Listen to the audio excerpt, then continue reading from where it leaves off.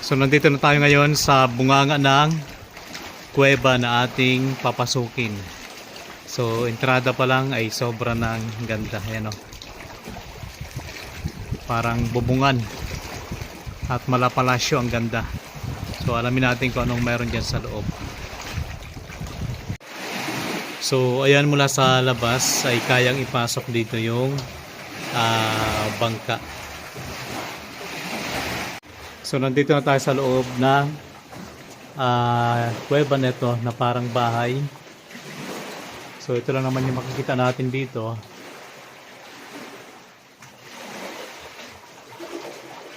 Ayan yung kanyang pinaka-bubungan.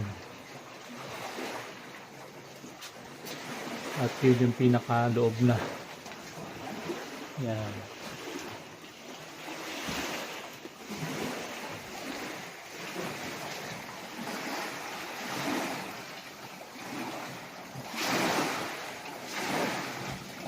Ganda.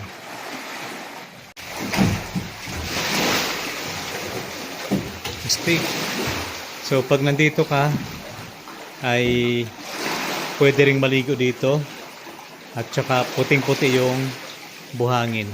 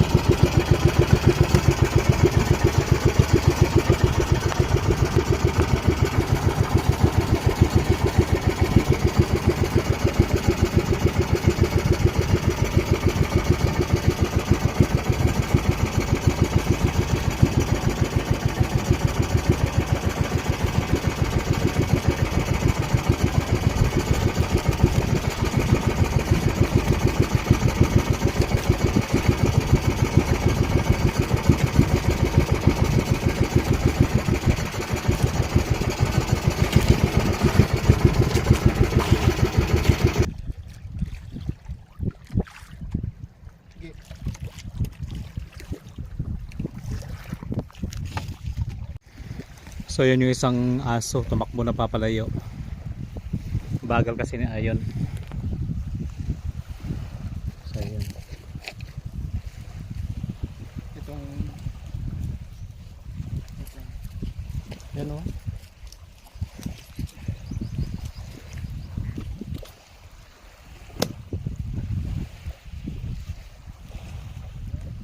Okay.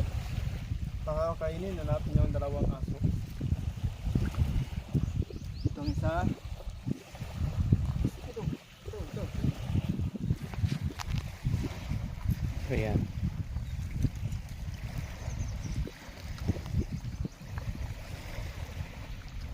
Kumain na yan sila kanina. Tatlo yan sila eh. Nandun yung isa. So maghanap pa tayo mamaya-maya.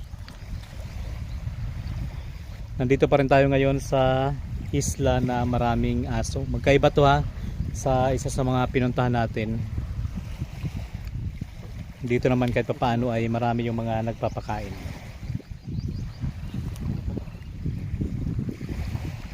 Yan. Busog na sila. Kasi kanina marami kaming baon kaya marami kaming pinakain sa kanila. Tatlo yan sila kanina, yung isa ay tumakbo na doon. So maghanap pa tayo ng iba dahil meron pa kaming ipapakain sa kanila.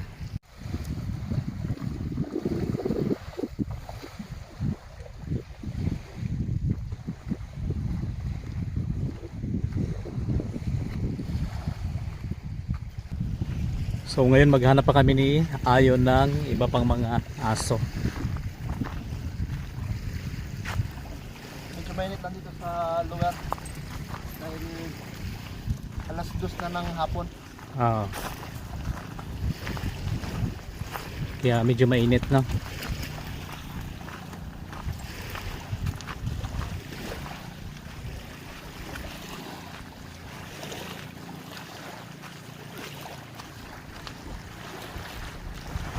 Dito tumakbo yung isa eh, no?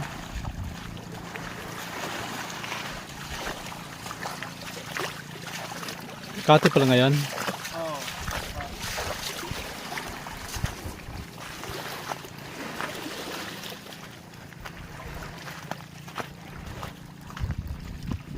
Ito, landslide o pinutol. Yun, sumusunod sa'yo. Ang galing. Mamaya ulit, pakakainin namin kayo ulit. Ay, baka nandun yung mga kasamahan. Sa unahan.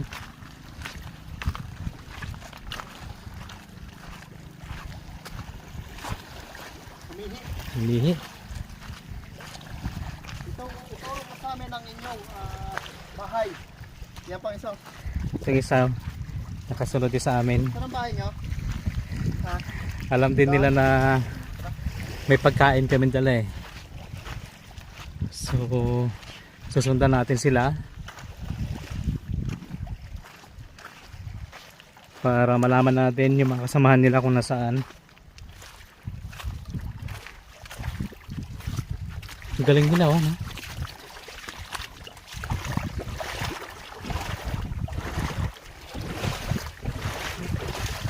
Parang may mga bait yung aso, no? Parang tinuturo nila tayo sa isang lugar.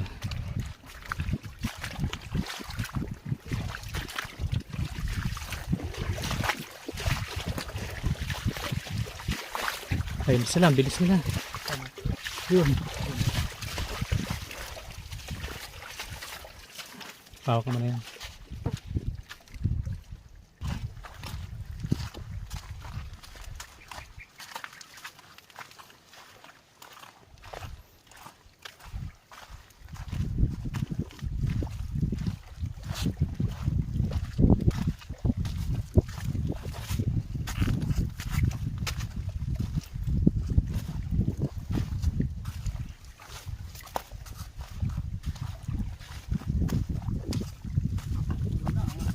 Yun na sila. Kabilis.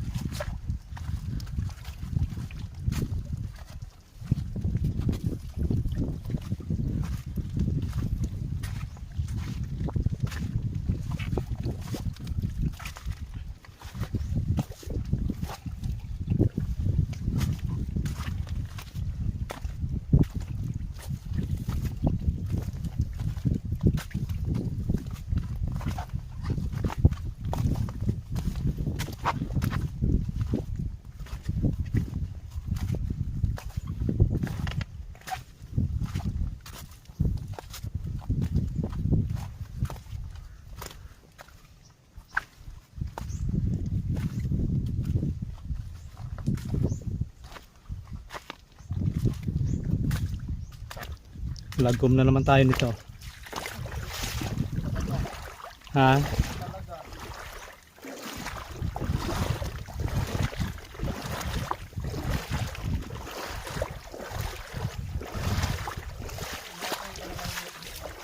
Yung maliliit na pepo. Oo, puti-puti ang buhangin, no? Ganda.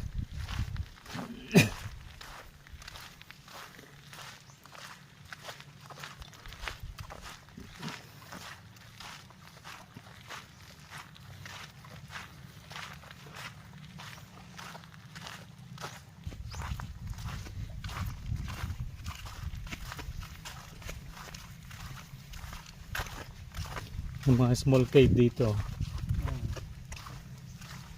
Yung bagay niya, kulay dilaw. Kaya nga. Astig.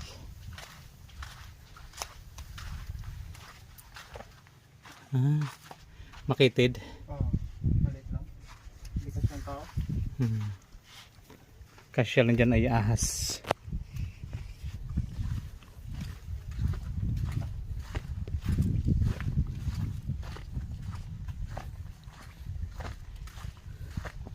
Nawala na yung mga sinusundan namin mga dogi. Iwan tayo.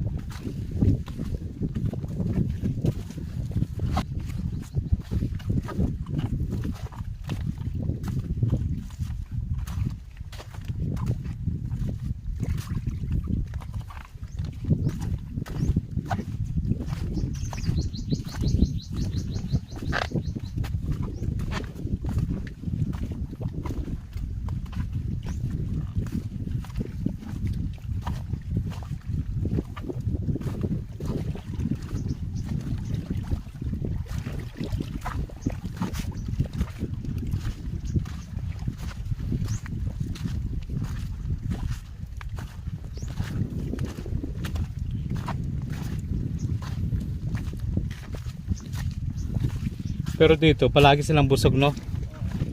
Kasi may mga nagpapakain naman talaga dito.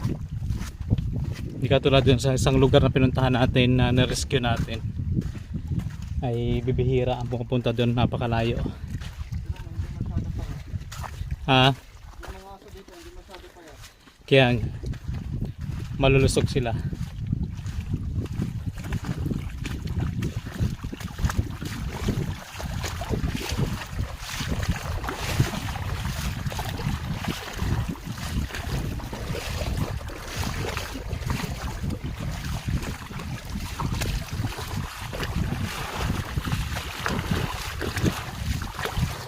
Dami nagsasabi na dapat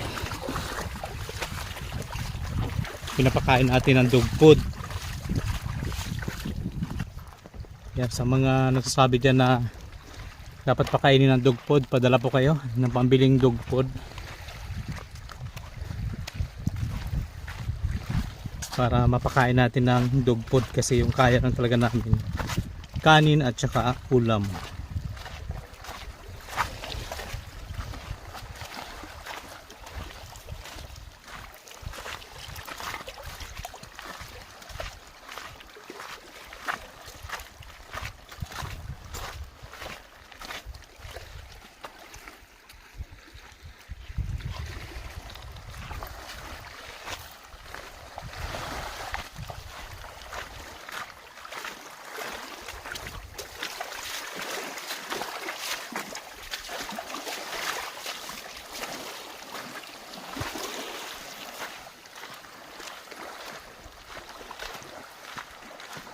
Wala na, ayun, yun yung isa, apat na sila, no? Galing. Ang iba nagtatago.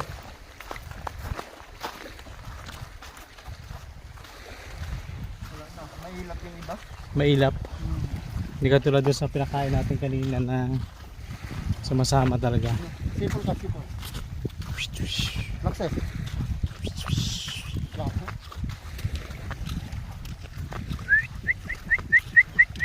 O, chinilas mo. Saan? Yan. Sinilas mo yan.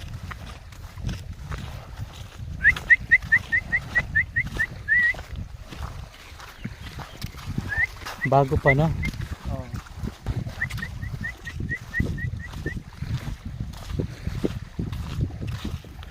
Sana.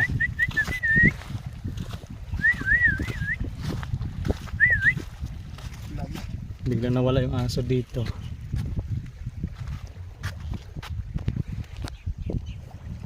Tara.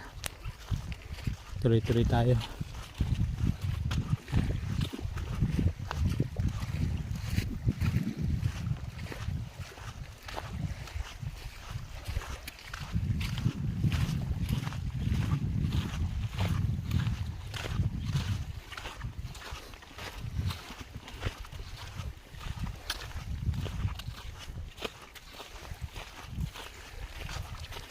Dito yung mga aso, busog na busog kapag San Juan.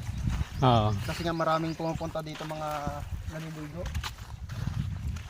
Minsan pag birthdayhan, tapos yung dagat ay high tide, Oo. marami talaga dito pumupunta. Kaya yung mga dalang pagkain ay binibigay na lang nila sa Aso. yung mga tira-tira nila. So kaya ganun yung mga katawan ng mga aso dito.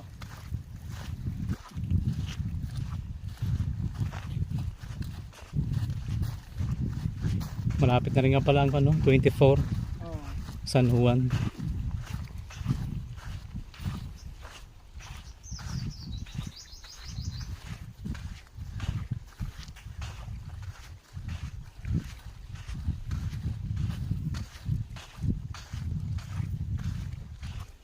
Ibig sabihin, malalim ang tubig nun. Oh, malalim talaga yun. Dahil San Juan eh. Malalim talaga yan. Sa Martes. Wala na. Hindi talaga natin mahanap yung mga aso. Meron tayo nakita na isa pa pero Bago. nagtago din kaagad.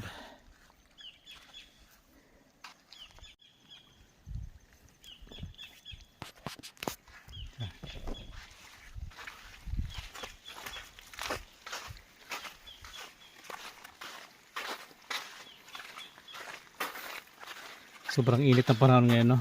Oo. Kanina parang ulan. No? Oh, pero yan oh, yung ulap medyo parang Babagsak ulit ang ulan. babagsak ulit yan. Kasi kagabi umulan eh. Ang linis ng buhangin dito, no? Tsaka puting-puti. Partida, wala pa naglilinis yan dito. Oo. Lalo siguro kung may naglilinis yan dito, sobrang ganda nito. Ganda talaga.